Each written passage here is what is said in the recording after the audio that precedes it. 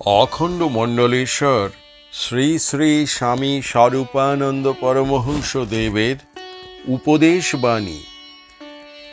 অখণ্ড সংহিতা চতুর্দশ খণ্ড। গুরুভাই চিনিবার উপায়। বেলা 11টার সময়ে রহমতগঞ্জ হইতে দুইটি যুবক শ্রী শ্রী বাবামুনির পাদবন্দনা করিতে আসিলেন। যুবকদ্বয় পরস্পর পরস্পরের অপরিচিত, কিন্তু পথে ঘাটে দেখা হইলেই নিজেদের মধ্যে গভীর আকর্ষণ অনুভব করেন। ইহার কারণ ইহারা জানিতেন না।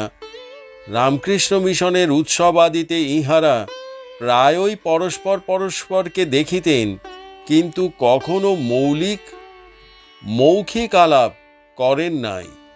অদ্য দুইজনেই ঠিক একই সময়ে শ্রী শ্রী বাবামুনির চরণ বন্দনা করিলে শ্রী শ্রী বাবামুনি জিজ্ঞাসা করিলেন যে এই দুইজনের মধ্যে পরিচয় স্থাপিত হইয়াছে কিনা। যুবকদ্বয় বলিলেন যে পরিচয় স্থাপন হয় নাই, এবং আজ এইখানে হঠাৎ দুইজনে একই সঙ্গে আসিয়া না পৌঁছিলে হয়তো দীর্ঘকাল পর্যন্তই জানাশোনা ঘটিত না যে পরস্পর পরস্পরের গুরু ভাই। শ্রী শ্রী বাবামুনি বলিলেন, গুরুতে যাদের একান্তই নিষ্ঠাযুক্ত অনুরাগ, তাদের কখনো গুরু ভাই চিনতে কষ্ট হয় না। একটা চুম্বকের সাথে যখন দুইটি লোহার আকর্ষণ হয়, তখন সেই লোহা দুইটির মধ্যেও অত্যাশ্চর্য আকর্ষণ সৃষ্টি হয়। এর দ্বারা চেনা যায় যে কে কার গুরু ভাই। এই জন্যেই আমি তোমাদের মধ্যে পারস্পরিক চেনা জানার সুবিধা সৃষ্টির উদ্দেশ্যে কোনো নির্দিষ্ট রকমের সাম্প্রদায়িক চিহ্ন ধারণের নির্দেশ দেই নাই। যারা আমাকে ভালোবাসো তারা বিনা বিজ্ঞাপনে পরস্পর পরস্পরকে চিনতে পারবে। তোমাদের সেই চেনা জগতের কুশল, দেশের কুশল, সমাজের কুশল এবং উভয়ের ব্যক্তিগত কুশল সৃষ্টি করবে। সমসাধকদের মিলনের ফল। শ্রী শ্রী বাবামুনি বলিলেন, গুরু ভাইদের ভিতরে প্রাণের গভীর মিল এক সুখময় অবস্থা। এই অবস্থা এলে আধ্যাত্মিক উন্নতি খুব দ্রুত সাধিত হয়। মিলনের প্রেম পূর্ণ আবহাওয়ার ভিতরে যারা সাধন চালায় তাদের আধ্যাত্মিক দ্রুতগামিতা দিনের পর দিন বাড়তে থাকে। সাধন সমরে তাদের জয়িষ্ণুতা এক প্রকার সর্বক্ষেত্রেই অবধারিত হয়ে যায়। একের প্রেম অপরকে যেন হাত ধরে পঙ্কাবর্ত থেকে টেনে তুলতে সাহায্য করে। এর ফলে মূষিকও অনেক সময়ে ঐরাবতের শক্তি লাভ করে এবং স্বল্প সাধনে মহতী সিদ্ধি আয়ত্ত করে। গুরু নিন্দকগণের মিলনের ফল। শ্রী শ্রী বাবামুনি বলিলেন, সমসাধকদের মিলনের এই সুফল কিন্তু বাছা ততক্ষণই স্থায়ী যতক্ষণ সম্মিলিত প্রয়াসগুলির মধ্যে কর্তৃত্ব ফলাবার কুবুদ্ধি না আসে।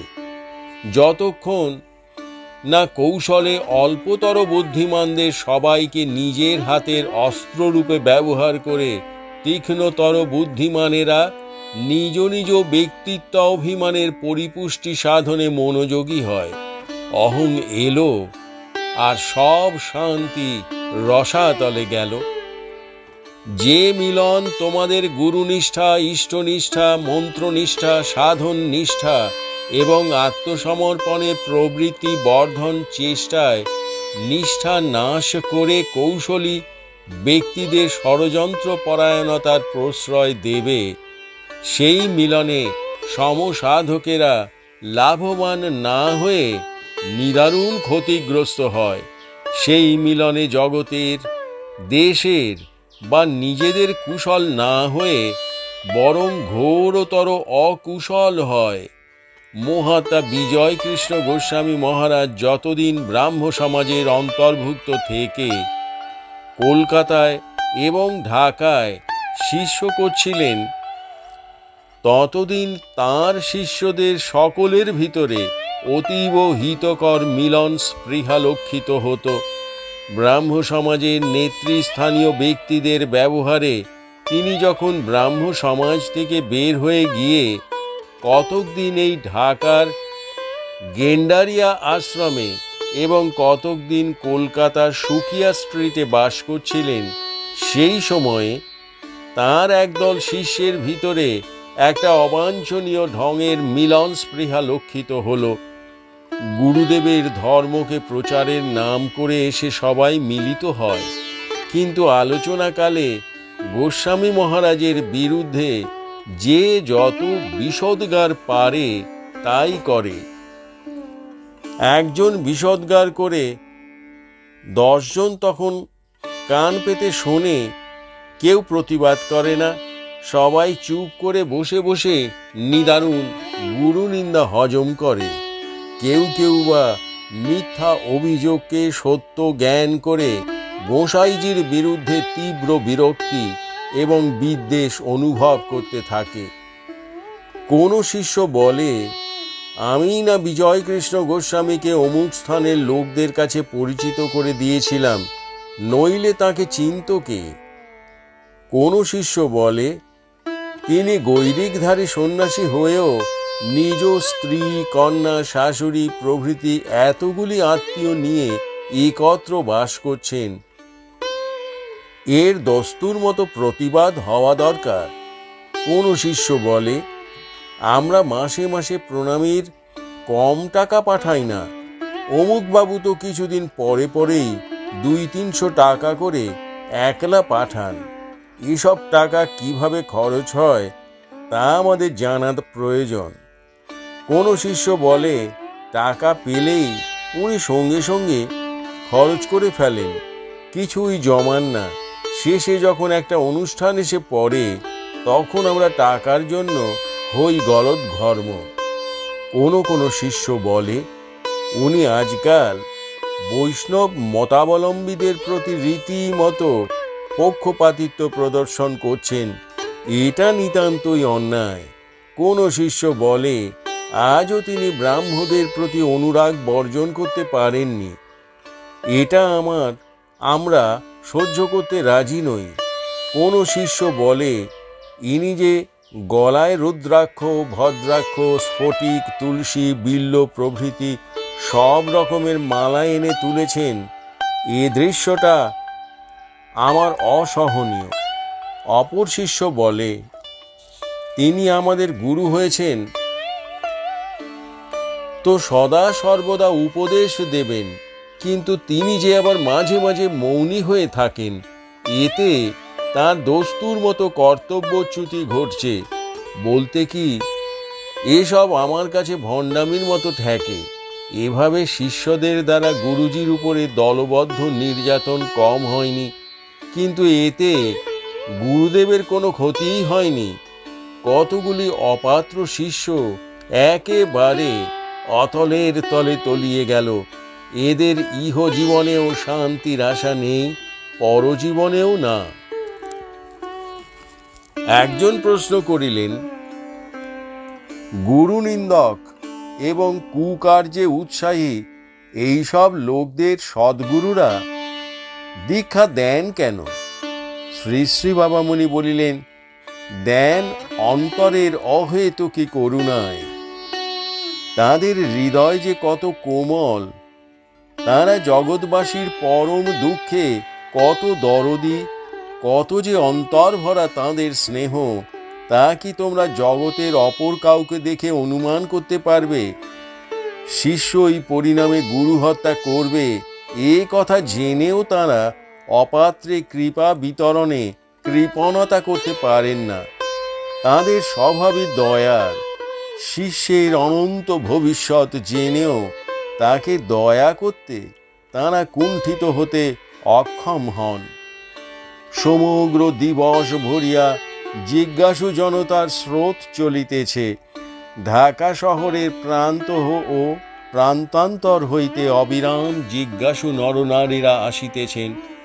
এমন একটা অবস্থা হইয়াছে যে কোনো রাস্তায় যে কোনো পথিক কোনো ঘোড়ার গাড়ির সহিসকে ডাকিলে অমনি সে আন্দাজি জিজ্ঞাসা করে যে পথচারী কি স্বামীবাগে যতীনবাবুর বাড়ি যাইবেন। দ্বিপ্রহরে একরূপ জোর করিয়া শ্রী শ্রী বাবামণি কিয়ৎকাল বিশ্রাম লইলেন। বিশ্রামান্তে পুনরায় জিজ্ঞাসুদের সমীপস্থ হইলেন। গেন্ডুরিয়াস্থ শ্রী শ্রী বিজয়কৃষ্ণ আশ্রম হইতে ব্রহ্মচারী নারুগোপাল আসিয়াছেন। তিনি প্রশ্ন করিলেন, আচ্ছা স্বামীজি, গুরু ভাইদের সাথে গুরু ভাইয়ের সম্পর্ক কিরূপ হওয়া উচিত? শ্রী শ্রী বাবামণি হাসিয়া বলিলেন, তুমি তো বাবা যমুনা মায়ের মন্ত্র শিষ্য, বিজয় কৃষ্ণ গোস্বামী মহাশয়ের শিষ্যের শিষ্য, তোমাকে আবার উপদেশ দিব কি? তোমার গুরুদেবীর শিষ্যদের মধ্যে এবং তার নিজের গুরু ভাইদের মধ্যে এমন হয়তো 1000 জন আছেন যিনি বা যারা গুরুদেবের তৃপ্তার্থে হৃৎপিণ্ড তুলে দান করে দিতে পারেন। এইসব মহাপ্রাণ গুরুভক্ত শিষ্যরাই প্রকৃত শিষ্য, এবং এদের জীবনের আচরণ থেকেই শিক্ষা নিতে হয় যে গুরু ভাইদের সম্পর্ক কিরূপ হওয়া উচিত। গুরুকে যে ভালোবাসো সে গুরু ভাইকে ভালো না বেশে পারে না, কিন্তু গুরুতে যার নেই ভালোবাসা, গুরু ভাইয়ের প্রতি তার ভালোবাসার দাম কি? কেন সে গুরু ভাইকে ভালোবাসতে প্রণোদিত হবে? গুরু ভাইয়ের সংসর্গে এলে গুরুদত্ত সাধনের রুচি বাড়ে। এজন্যই তো গুরু ভাইকে অত খাতির। একজন নিজেকে গুরু ভাই বলে পরিচিত করছে, কিন্তু তার সংসর্গে সাধনের রুচি আসে না। এমন গুরু ভাইয়ের সংস্পর্শ ত্যাগ করেই চলা উচিত। যেহেতু আমরা গুরু ভাই, অতএব অন্যায় ব্যাপারে ষড়যন্ত্র করার আমাদের অধিকার। এরূপ দাবির কোনো অর্থই নেই। শিষ্যের ভিতরে গুরুই বিরাজিত, এই বোধ যে গুরু ভাইকে দেখে অন্তরে উদ্দীপিত হবে, সেই প্রকৃত গুরু ভাই। গুরু একটা মহান ভাব, একটা রক্ত মাংসের পুঁটলি মাত্র নন। সেই মহান ভাব দীক্ষা যোগে শিষ্যে শিষ্যে পরিবেশিত হয়েছে।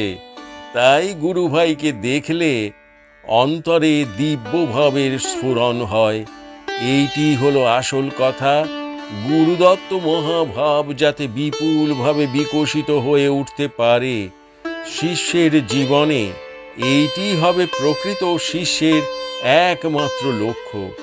আর এই লক্ষ্যটি যার আছে, সে দয়া করে যাকে নিজ সঙ্গ দেবে, তার জীবনে মহত্তম ভাবের কাছে সম্পূর্ণ আত্মবিসর্জনের একটা দারুণ আবেগ জেগে উঠবে। সুতরাং একের সংস্পর্শ দিয়ে অপরকে নিষ্কাম নিঃস্বার্থ আত্মবিসর্জনে প্রণোদিত করে তোলার মধ্যেই গুরু ভাইয়ের সাথে গুরু ভাইয়ের মিলনের যথার্থ সার্থকতা। সুতরাং গুরু ভাইয়ের সঙ্গে গুরু ভাইয়ের সম্পর্ক হচ্ছে দানের, স্বার্থের নয়। স্বার্থ সিদ্ধির জন্য যারা গুরু ভাইদের সঙ্গ করে, তারা নিজেদেরও সর্বনাশ করে, গুরু ভাইয়েরও সর্বনাশ করে। গুরুদেব দিয়েছেন আদর্শ, গুরুদেব দিয়েছেন অভ্রান্ত পন্থা। সেই আদর্শের নির্ভুল অনুসরণে এবং সেই পথে সহস্র সহস্র অজ্ঞান নরনারীকে চলবার সুযোগ করে দিয়ে তাদের মৃতস্মন্ন জীবনযাত্রায় নবজীবন রসের আস্বাদন এনে দেওয়ার কাজে পরস্পর পরস্পরকে সহায়তা করতে হবে। এইটি এক গুরু ভাইয়ের সম্পর্কে অপর গুরু ভাইয়ের দায়িত্ব। একজন প্রশ্ন করিলেন, এক গুরু ভাই যদি বিপন্ন হয়, অভাবগ্রস্ত হয়, পাপ পঙ্কে নিমজ্জিত হয়, উচ্ছৃঙ্খল হয়, মাতাল হয়, লম্পট হয়, তবে তার সঙ্গে কেমন ব্যবহার সঙ্গত? শ্রী শ্রী বাবামণি বলিলেন, পৃথিবীর যে কোনো মানুষ বিপন্ন বলে যা তুমি করবে গুরু ভাইদের জন্য তা করবে। কর্তব্য সামনে এলে ভয়ে পালিয়ে যাবে না, তবে অন্য লোককে সহায়তা করে তার কাছে আর কিছু প্রত্যাশা করবে না, এমনকি একটু প্রশংসা বা যশও না। কিন্তু গুরু ভাইয়ের কাছে একটি প্রত্যাশা রেখো, সেটি হচ্ছে এই যে সে নিজে অভাবমুক্ত হলে যেন অন্য 10 জনের অভাব দূর করার ব্যাপারে কার্যকর সহায়তা করে। ব্রহ্মাণ্ডের সকলের প্রতি তোমার কর্তব্য সমান। গুরু ভাই বলে কেউ একটু বেশি প্রাধান্য পাবে এটা তোমার আদর্শ নয়, কিন্তু উপকার করে অন্যের নিকট কিছু প্রত্যাশার অধিকার তোমার নাই, কিন্তু গুরু ভাইয়ের নিকটে আছে। কারণ তোমার নিকটে আর তোমার গুরু ভাইয়ের নিকটে দীক্ষা যোগে একই আদর্শ পরিবেশিত হয়েছে।